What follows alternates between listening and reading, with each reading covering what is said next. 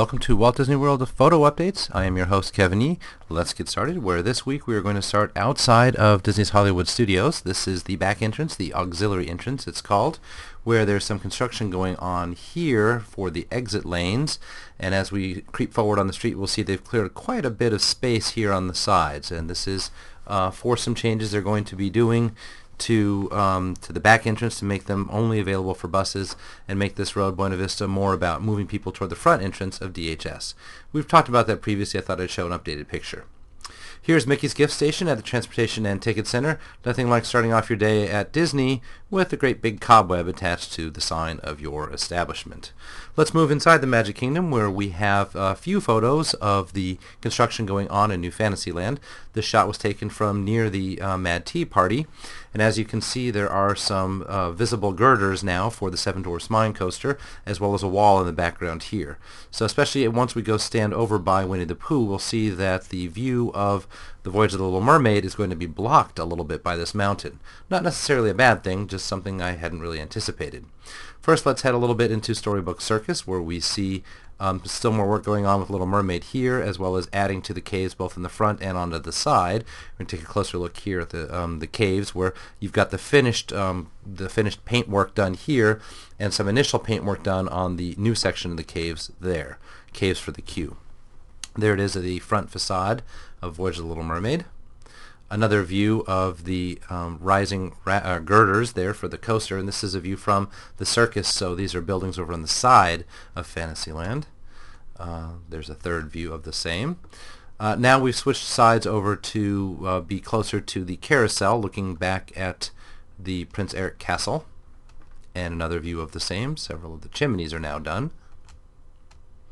And still more views of the Snow White coaster support staff, or support systems there.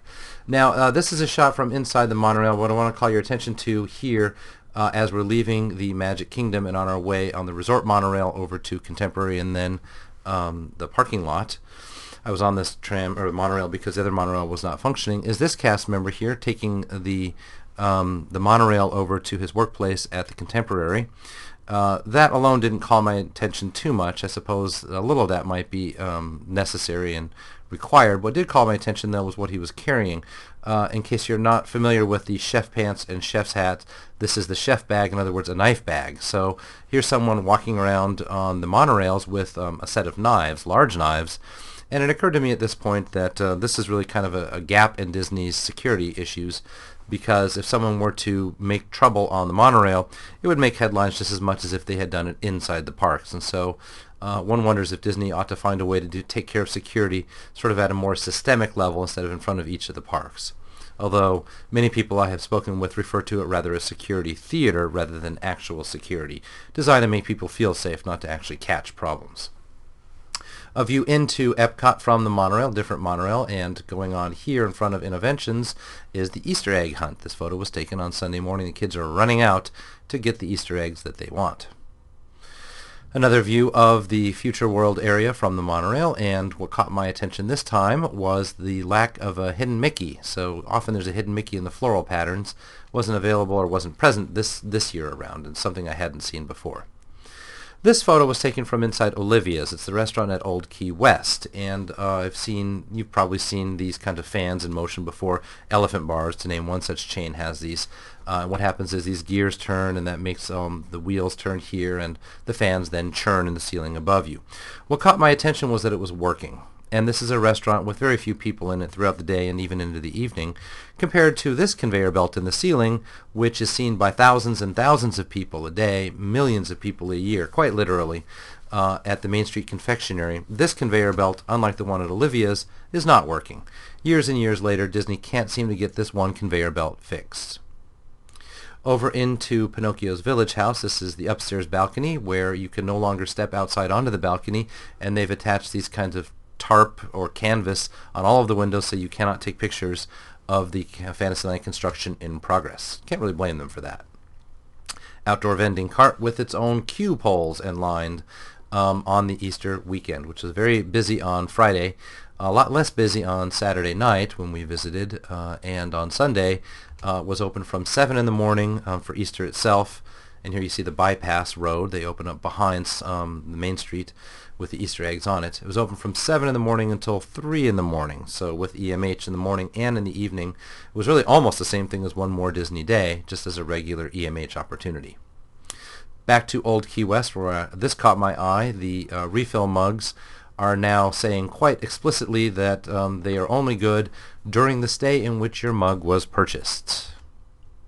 Old Key West has a rather heavily themed slide, and I thought I would point out the Hidden Mickey in the side of the slide here, as well as the Hidden Mickey, of course, in the front. Now this also caught my eye. Here in Florida, there's been legislation that, or perhaps it's a national law, that pools will now have to have some kind of entryway for people who need an alternate entry. If there's no zero entry, then you need to provide something like this chair that swivels around and allows people in. It's the first Disney hotel pool I've been at in a while. Perhaps these are at all of them now, but it caught my eye when I was there. Over to Typhoon Lagoon, where they no longer allow triple riders and a triple raft on the water coaster, Crush and Gusher. So you see here, they can kind of blast it out, the triple riders and the triple rider sign, but it's only partly done, and it looks a little strange. They should probably just redo the sign. While we're at Typhoon Lagoon, let's have a look at the usual child's raft, which is flipped upside down here. The usual adult raft. What is this blue one here with no apparent markings on it? Well, it turns out that they are all throughout Typhoon Lagoon's lazy river now. It's as if they ran out of the regular supply and just ordered new generic ones in its place. And that's upsetting on several levels, as I'm sure you're feeling as well.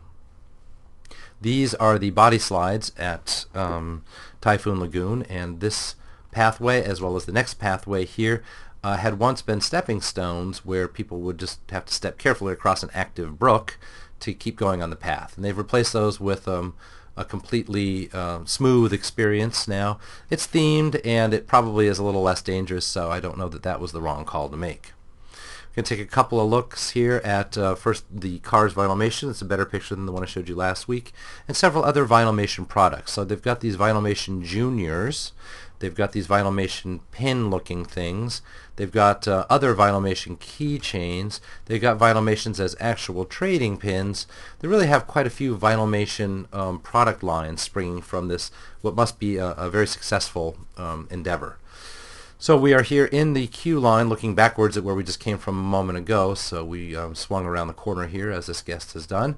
And this is the walled off area for Tigger's bouncy spot, which is, or playful spot, which is being removed and turned into something else. The cast members have long had kind of pin boards that they can display at their hips instead of wearing them around their necks, and now these are available for guests as well. Here is a Mickey poncho. You can see the Mickey design on the poncho itself on a Mickey antenna topper. I thought that was a unique new piece of merchandise, as well as these post-it notes themed to each of the 4 parks. This was about $10 for the set of 4. Now, while I was out on a boat, on a pontoon boat near Old Key West, I ran across this. Didn't catch all of it entirely, but it is a bus themed to the Disney water parks. That is a new bus introduced to the fleet. Brings us to the end of this week, and we thank you as always for your attention. We'll catch you next time.